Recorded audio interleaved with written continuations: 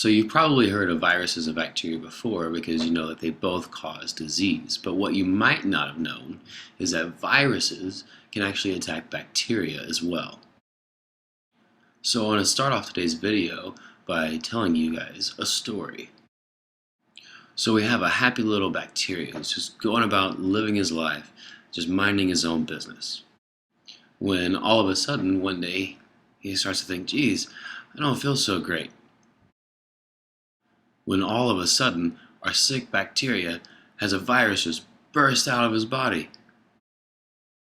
But that's not all. Soon, his side just rips open and hundreds and thousands of viruses start pouring out. So if you're a bacteria, this is just your absolute worst nightmare. You could not have had a worse day. But if you're a virus, man, you are really congratulating yourself because you are an absolute rock star. This is the best thing ever. So let's talk a little bit about how this happens. So when a virus comes across a bacteria, what it does is it attaches and it slips its DNA inside or into the bacteria. Once the virus's DNA gets inside the bacteria, it doesn't just sit around. It starts making these things that actually go and destroy and chop up into little bits the bacteria's own DNA. Once the virus DNA has destroyed all the bacteria DNA, it starts telling the bacteria, it starts giving the bacteria instructions to make more viruses. So now the bacteria is just making more and more viruses until all of a sudden the bacteria gets so full of viruses that it's like a balloon. It just bursts open and all these viruses just start flooding out. Now, if you're a virus, this isn't the only way that you can attack a bacteria. There's some viruses that are really sneaky.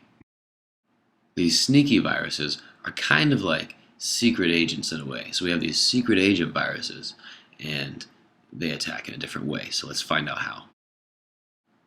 This time, once the virus slips its DNA inside the bacteria, the DNA silently and harmlessly slips inside the bacteria's own DNA without the bacteria knowing. So it doesn't destroy it like last time. So the bacteria, which now has this virus DNA inside of it, just goes on living its life like nothing is wrong. And every time that bacteria reproduces and makes babies, all of its offspring, all of its own children, have that virus DNA inside of them too. So these bacteria are just going about their business until one day, bam, all the virus DNA pops out of the bacteria's DNA all at once in every one of those bacteria. And again, this time, the virus DNA destroys the bacteria's DNA, tells the bacteria to start making more and more and more viruses until it just fills up, bursts open, and explodes out with all these viruses. But instead of only one virus attacking one bacteria, this happens to all those bacteria all at one time. So we're left with millions and millions of viruses being released all at once. So we have these two ways that viruses can attack bacteria, or really that viruses can attack any type of cell. The first way that we saw is called the lytic.